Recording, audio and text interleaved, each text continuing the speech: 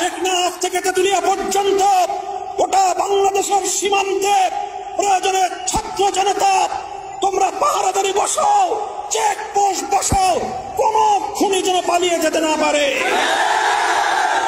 আমি বলতে চাই, এয়ারপোর্ট থেকে, বিমানবন্দর থেকে ইমিগ্রেশন কর্তৃপক্ষকে বলতে চাই, যেভাবে আপনারা ইতিমধ্যে কয়েকজন পলায়ন পর দুর্বৃত্তকে আটক করে সেনাবাহিনীকে হস্তান্তর করেছেন, সেজন্য আপনাদেরকে ধন্যবাদ জানাই।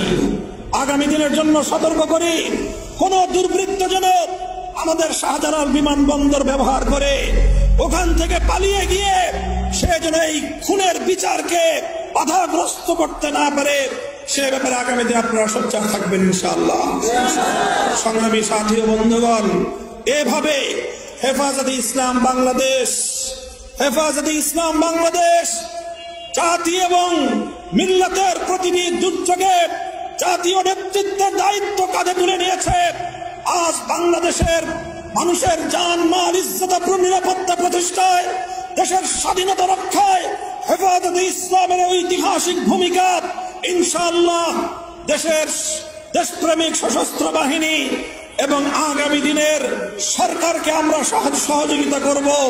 মনে রাখতে হবে, হেফাজতে ইসলামের দীর্ঘ এই ত্যাগ এবং কোরবানিকে অবমূল্যায়ন করে বাংলাদেশে কেউ এ জাতিকে সঠিকভাবে নেতৃত্ব দিতে পারবে না।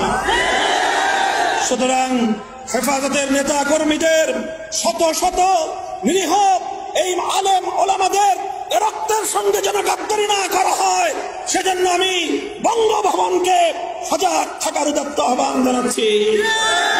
এভাবে হতাহত হয়ে পঙ্গুত্ব বরণ করে বাংলার প্রত্যন্ত অঞ্চলে হাজারো মানুষ বিগত 16 বছরের ফ্যাসিবাদের তারা প্রমাণ বহন করে চলেছে। বহু মায়ের চোখের অশ্রু আজও পর্যন্ত শুকায়নি। তাদের সকলের প্রতি শ্রদ্ধা প্রদর্শন করে বলতে চাই, এই অফুরান আত্মত্যাগের মাধ্যমেই 5ই আগস্ট বাংলাদেশের দ্বিতীয় স্বাধীনতা দিবস হিসেবে আমরা পালন করব। সংগ্রামী সাথী ও বন্ধুগণ, কথায় বলে স্বাধীনতা অর্জন করা যতটা কঠিন, স্বাধীনতা রক্ষা করা তার চেয়ে বড় কঠিন। এদেশের বিপ্লবী তরুণ ছাত্র জনতা আজ যে নতুন ইতিহাস রচনা করেছে, জগদ্দল পাথরের মতো চেপে বসা 16 কোটি মানুষের বুকের উপর থেকে শেখ হাসিনা জালিম শাহী নামক এই জগদ্দল পাথরকে, এই ফ্যাসিবাদকে তারা এই জাতির বুকের উপর থেকে অপসারণ করার ক্ষেত্রে যে ঐতিহাসিক ভূমিকা পালন করেছে, অনাগত বাংলাদেশের নয় বিশ্ব ইতিহাস আজকের এই বাংলার তরুণ ছাত্র জনতাকে শ্রদ্ধা ভরে স্মরণ করবে। এই সংগ্রামের অন্যতম সৌন্দর্য হল ফ্যাসিবাদ বিরোধী, বৈষম্য বিরোধী ছাত্র আন্দোলনের অন্যতম বৈশিষ্ট্য আমরা লক্ষ্য করেছি, রাজপথে ছাত্র জনতার মধ্যে কোনো দলীয় সংকীর্ণতা ছিল না, কোনো ভেদাভেদ ছিল না। স্কুলের ছেলেরা, মেয়েরা, কলেজ থেকে ছাত্ররা, ইউনিভার্সিটি থেকে ছাত্ররা, আমাদের মাদ্রাসা, আলিয়া মাদ্রাসা, কওমি মাদ্রাসাগুলোর ছাত্ররা তাদের মধ্যকার পার্থক্যের সকল দেয়ালগুলো ভেঙে গুড়িয়ে দিয়ে হাতে হাত রেখে টেকনাফ থেকে তেতুলিয়া পর্যন্ত মানবতার যে বন্ধন তারা রচনা করেছিল, সমস্ত জুলুম এবং সমস্ত অত্যাচারের ফ্যাসিবাদ তাদের এই ঐক্যবদ্ধ অটুট বন্ধনের সামনে সম্পূর্ণভাবে পরাজিত হয়েছে। একটি ঐতিহাসিক অভ্যুত্থানের মধ্য দিয়ে আজকে বাংলাদেশের মানুষ স্বাধীনতা অর্জন করেছে। প্রিয় দেশবাসী, কাজেই আমি আবার স্মরণ করিয়ে দিচ্ছি, স্বাধীনতা অর্জন করা যত কঠিন, স্বাধীনতা রক্ষা করা তার চেয়ে বড় কঠিন। আমাদেরকে ভুলে গেলে চলবে না, পরাজিত শক্তি বসে নেই, তারা অন্ধকারে মুখোশের আড়ালে ষড়যন্ত্র করছে ছাত্র জনতার এই ঐতিহাসিক বিজয়কে কলঙ্কিত এবং কলুষিত করবার জন্য। বিভিন্ন জায়গায় আত্মঘাতী সাবোটাজধর্মী বিভিন্ন কার্যকলাপ পরিচালনা করছে, জনগণের জানমাল, ইজ্জত, আবরুর, নিরাপত্তা বিঘ্নিত করছে। সংঘবদ্ধভাবে বিভিন্ন জায়গায় সংখ্যালঘুদের বাড়িঘর, তাদের সহায় সম্পদ, তাদের উপাসনালয়ে আক্রমণ পরিচালনা করছে। বিভিন্ন মানুষের ব্যবসা প্রতিষ্ঠান, দোকানপাট, শোরুমগুলোতে রাতের অন্ধকারে হামলা চালিয়ে লুটপাট চালাচ্ছে। বিভিন্ন আবাসিক এলাকায় সংঘবদ্ধ হয়ে সেই অপশক্তি ডাকাতি করছে। বিভিন্ন এলাকা থেকে আমরা সেই সকল সংবাদগুলো পাচ্ছি। মহাসড়কে তারা সংঘবদ্ধ হয়ে সর্বসাধারণের সকল সহায় সম্পদ তারা লুণ্ঠন করছে। কাজে এই ক্ষেত্রে আজকে ছাত্র জনতাকে, শান্তিপ্রিয় জনতাকে একটি ঐতিহাসিক ভূমিকা পালন করতে হবে। দেশপ্রেমিক সেনাবাহিনীর সাথে কাঁধে কাঁধ মিলিয়ে বাংলার 55,000 বর্গ মাইলকে এই দুর্বৃত্তায়ন থেকে আমাদেরকে মুক্ত রাখতে হবে। এজন্য আমি বলবো, আমরা দেখছি ঢাকার শহর সহ বাংলাদেশের প্রতিটি শহরে আজকে ছাত্র জনতা তারা ট্রাফিকিং এর মাধ্যমে সড়কে যে অভূতপূর্ব শৃঙ্খলা ফিরিয়ে এনেছে। এজন্য আজকে আমি সকল ছাত্র জনতাকে আমি আমার পক্ষ থেকে, হেফাজতে ইসলামের পক্ষ থেকে তাদেরকে আমি ধন্যবাদ জ্ঞাপন করছি।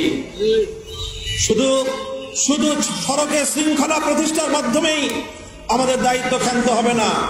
রাষ্ট্রের প্রতিটি গুরুত্বপূর্ণ স্থাপনায় প্রহরা বসাতে হবে। তোমরা ছাত্র জনতা দেশের সাধারণ জনগণকে সঙ্গে নিয়ে প্রতিটি গুরুত্বপূর্ণ রাষ্ট্রীয় স্থাপনায় প্রহরা বসিয়ে তার নিরাপত্তা নিশ্চিত করো।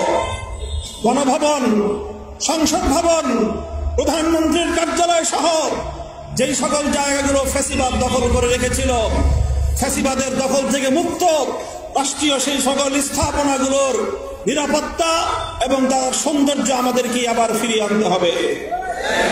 আমি বলবো, প্রতিটি মন্দিরের কাছে, প্রতিটি বেগোটার সামনে, প্রতিটি গির্জার সামনে আলেম সমাজ, ইমাম সাহেবদের নেতৃত্বে মানব বন্ধন তৈরি করে রাত এবং দিনে 24 ঘন্টা পালাক্রমে শিফটিং এর মাধ্যমে ডিউটি করে আপনারা সংখ্যালঘুদের নিরাপত্তা নিশ্চিত করবেন।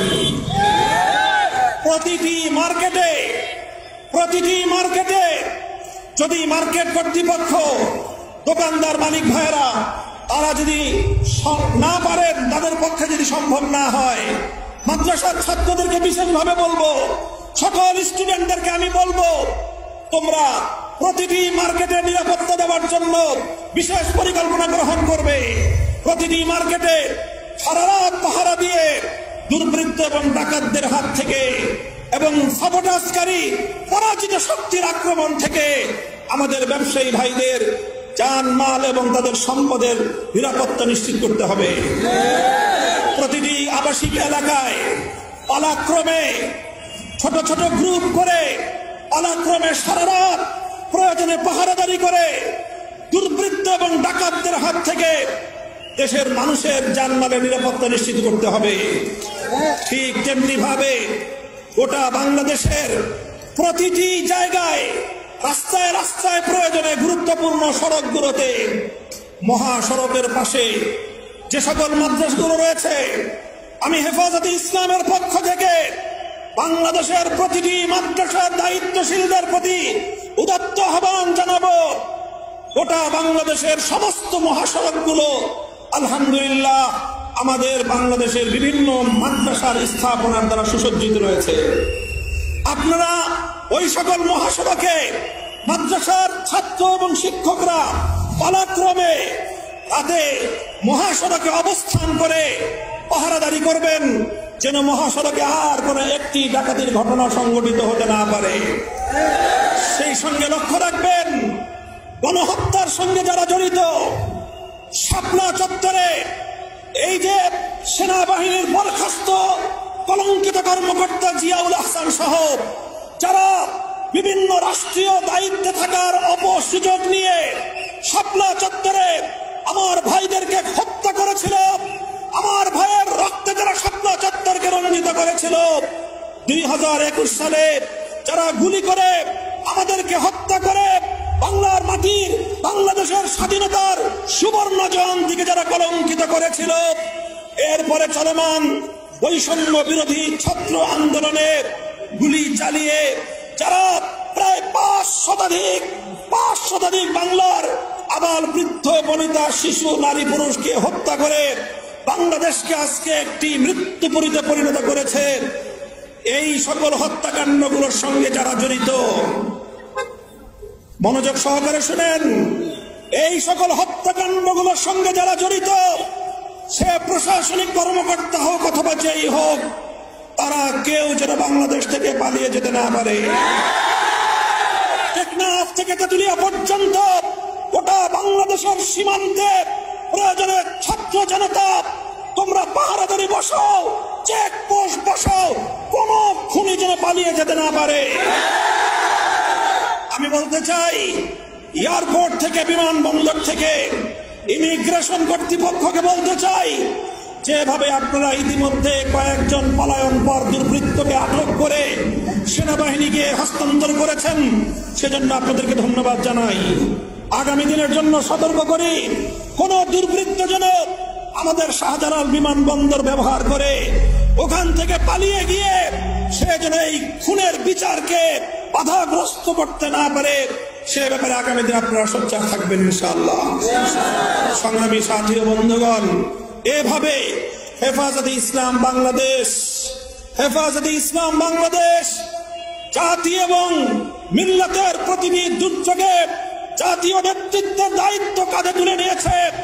আজ বাংলাদেশের মানুষের জান, মাল, ইজ্জত ও নিরাপত্তা প্রতিষ্ঠায়, দেশের স্বাধীনতা রক্ষায় হেফাজতে ইসলামের ঐতিহাসিক ভূমিকা ইনশাআল্লাহ দেশের দেশপ্রেমিক সশস্ত্র বাহিনী এবং আগামী দিনের সরকারকে আমরা সহযোগিতা করব।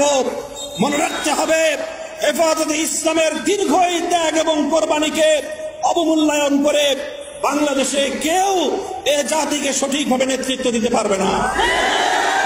সুতরাং হেফাজতের নেতা কর্মীদের শত শত নিরীহ এই আলেম ওলামাদের রক্তের সঙ্গে যেন গাদ্দারি না করা হয়, সেজন্য আমি বঙ্গভবনকে সজাগ থাকার উদাত্ত আহ্বান জানাচ্ছি।